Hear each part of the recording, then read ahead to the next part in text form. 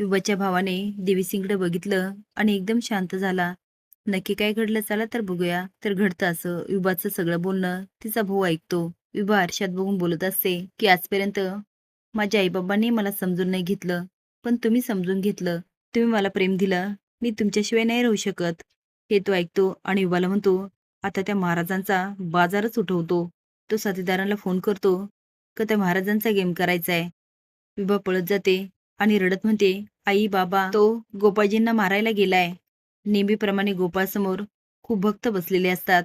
तेवढ्यात विभाच्या भावाची गाडी येते. त्याला बघून तर देवीसिंगही घाबरतो. मनात म्हणतो, हा इथे का आला? याला विभा आणि माझ्याबद्दल कळलं की काय? तेवढ्यात डिंपल आणि लाली घरातून येत असतात. डिंपल म्हणते, वहिनी आता गोपाळ महाराजांचं काय खरं नाही. लाली म्हणते, हा कोण आहे? ती विभाचा भाऊ. या डॉक्टरने नक्कीच काहीतरी कांड केला असणार. हा काय यांना सोडत नसतो. आता विभाचा भाऊ देवीसिंग जवळ जातो आणि म्हणतो, ए चल उठ. आता मात्र सगळेच ओरडायला लागतात. ए महाराजांना असं काय बोलतोय? देवीसिंग उठू म्हणतो, काय झालं? असे चेहऱ्यावरचे रंग का उडाले? तू जे शोधतोय ते तुला मिळालं नाही ना? कसं मिळणार? कारण ते माझ्याकडं नाहीच आहे. एक क्षण विभाचा भाऊ पण त्याच्या शब्दात येतो, पण नंतर भानावर येऊन तो बंदूक काढतो आणि देवीसिंगच्या डोक्याला लावतो. आता मात्र एकच गोंधळ उठतो. फुलाबाई मोठ्याने ओरडते, गोपाळ. आपा म्हणतात, हे काय करतोय? ती बंदूक खाली कर. सगळे चावचाव करत असतात. लाली तर वरच पळत जाते. देवीसिंग म्हणतो, लालीजी तुम्ही शांत व्हा. तो विभाच्या भावाची बंदूक पकडतो आणि म्हणतो, मार. तुला जर समाधान मिळत असेल तर तू नक्की मार, कारण भक्तांचं समाधान करणं हेच माझं काम आहे.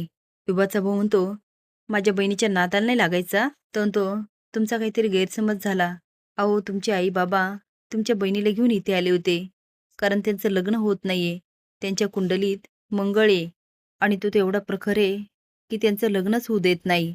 त्यामुळे त्या मंगळाची आम्ही शांत करतोय. पण विभाचा भाऊ काही केले ऐकायला तयार होत नाही. आता मण्या जातो आणि विभाच्या भावाच्या डोक्याला बंदूक लावतो आणि म्हणतो, गोपाळ महाराजांना काही केलं ना, इथे डोकं उडवील. तेवढ्यात विभा आणि तिचे आई बाबा येतात. आता सगळा गोंधळ उडतो. तो विभा जाते आणि गोपाळला मिठी मारते आणि म्हणते, तुम्हाला काही झालं नाही ना? त्याने तुम्हाला काही केलं नाही ना? आता हे सगळं गाव बघत असतं आणि लालीला कळून चुकतं की विभा तिच्या नवऱ्याच्या प्रेमात पडलीये. ती मनात म्हणते, या पोरींना पण माझा नवराच दिसतो का? आणि हा माणूस कधीच सुधारणार नाही. मला जे करायचं नसतं ना, ह्या पुरी तेच करायला लावतात.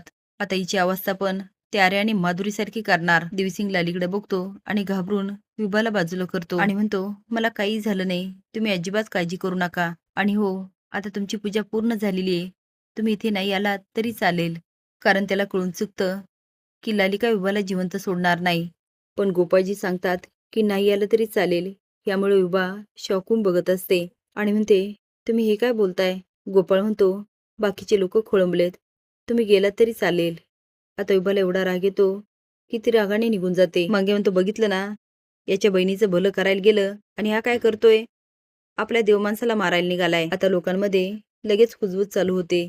असे जण अपडेट जाण्यासाठी लाईक आणि सबस्क्राईब करा. धन्यवाद.